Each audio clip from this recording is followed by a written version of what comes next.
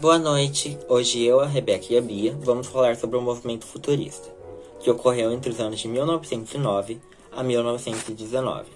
Nesse período, o contexto era marcado por uma Europa em fluxo, na qual a mudança era o novo status quo. Dessa forma, ocorreu o surgimento de diversos novos movimentos de arte moderna que reivindicavam a condição de pioneiros da arte, por se declararem primos distantes do impressionismo de Monet ou das teorias da cor de Céron. Alguns foram maiores que outros, alguns influenciaram outros, mas todos deram sua contribuição. Também havia uma constante sucessão de novos inventos mecânicos que vinham melhorar cada vez mais as condições de vida da classe dominante. A doença e a esqualidez urbana do século anterior eram coisas do passado. O grito que ressoava por toda a Europa era "Fora o velho e viva o novo". Pelo menos era isso que saía da boca e da pena de Filippo Tommaso Marinetti, um provocativo poeta e romancista italiano.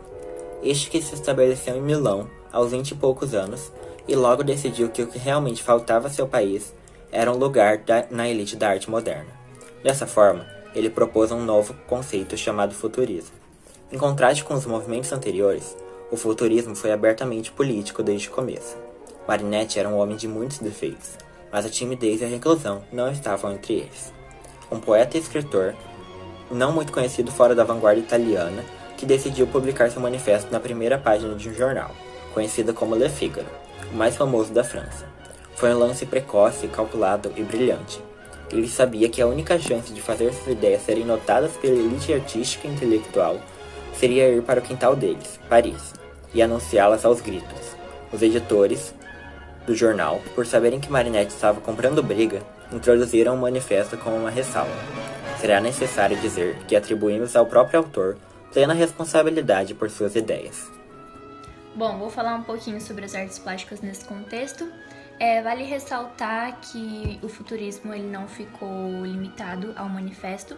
Para fundamentar sua tese, o Marinetti convocou alguns artistas plásticos italianos, como o exemplo de Giacomo Balla, Umberto Boccioni, Carlo Carrà, Dino Severini, que buscaram retratar esse dinamismo, da vida moderna e tudo aquilo que desse esse aspecto visual.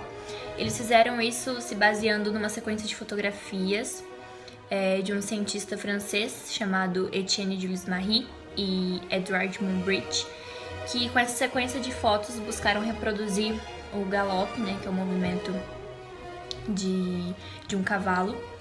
E, enfim, os futuristas diziam que suas obras não estavam fixadas, não estavam paradas no tempo. É como se fosse um cubismo em movimento, porque eles se apossaram de fragmentos, de sobreposições de imagens, mas buscando retratar uma certa dinâmica.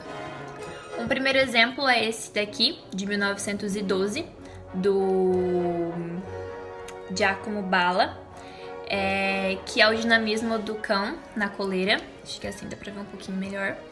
Que é um cachorrinho com seu dono e a gente consegue ver o movimento pelas patas. Depois do Umberto Boccioni, essa escultura de bronze de 1913.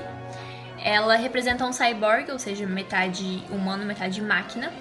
Ela tenta representar também a junção do homem dentro desse ambiente recém-mecanizado. Não possui braço nem rosto, porém, só pela posição do corpo, já dá a impressão de velocidade, parece que ele vai voar, sair do chão assim e tudo mais.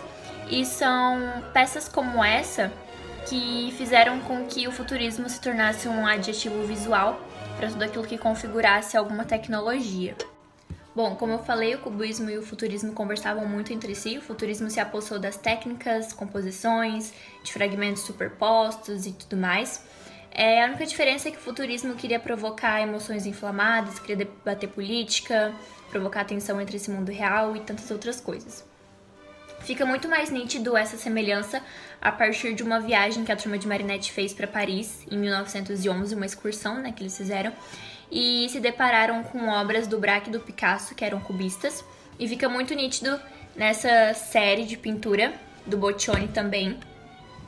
E é muito interessante porque ele fez uma pintura antes da viagem, que é mais próximo ao pós-impressionismo, e uma pintura pós a viagem, que é o que chega mais perto do que a gente entende como futurismo hoje.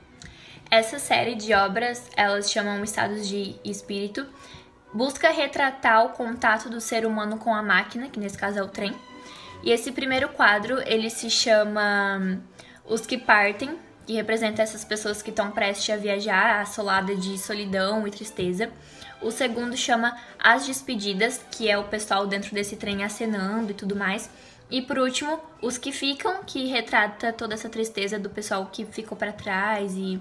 Enfim, é muito legal nessa série de pinturas que a gente vê que os passageiros também são metade homem, metade máquina, fazendo uma alusão ao Homem-Máquina de Fritz Lang, numa obra cinematográfica chamada Metrópolis.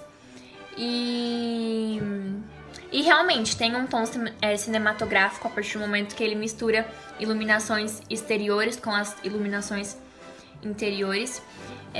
Enfim, todas essas intensas atividades dentro de um mesmo espaço, os futuristas chamavam de simultaneidade. E agora a gente vai com a Beatriz para contar um pouquinho mais detalhado sobre esses quadros. Eu vou explicar os estados de espírito que a Rebeca acabou de citar e depois eu continuar a nossa ideia sobre futurismo.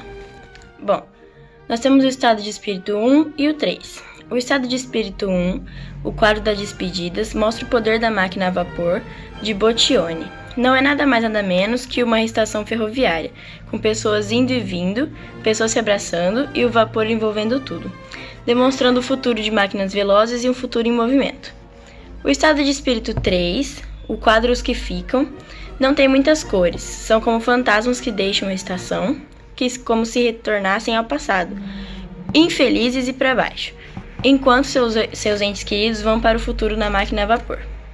O artista que de certa forma fez os dois movimentos se juntarem, ou seja, o cubismo e o futurismo, em uma pintura foi Robert Delaunay, acho que é isso, que pintou um jogo de rugby em Paris, onde dá para perceber várias características futuristas e cubistas. O futurismo pode ser visto a partir da roda gigante e de seu movimento vertical, se alcançasse o céu, ou seja, o futuro.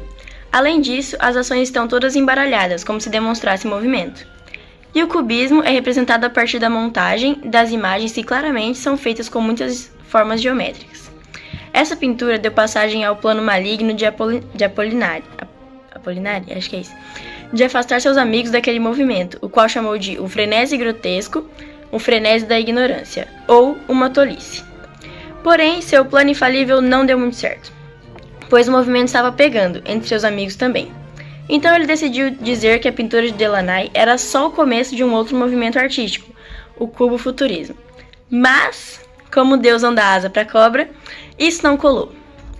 As artes futuristas viajaram por toda a Europa, quebrando aquele padrão todo do cubismo e dando espaço a um novo movimento da arte.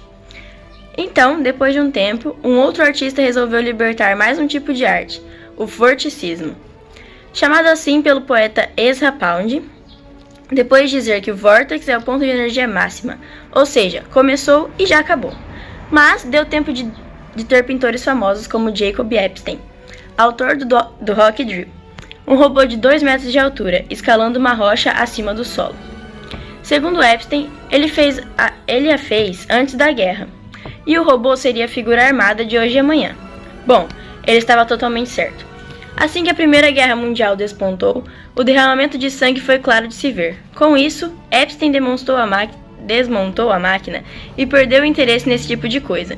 Isso demonstrou que o monstro antes tinha uma feição invencível, agora se mostra derrotado. Com tudo isso acontecendo, a população começou a ficar muito mais feliz com o canto fora, velho, vivo, novo.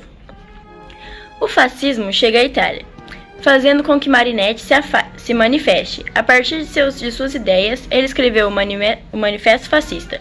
Mas o fascismo se tornou pior do que Marinetti achava que ele poderia ser, fazendo-o cair fora daquela toxicidade toda. Bom, com isso podemos ver que o futurismo teve grande participação em alguns momentos importantes da história. Não foi uma revolução, mas teve suas posições.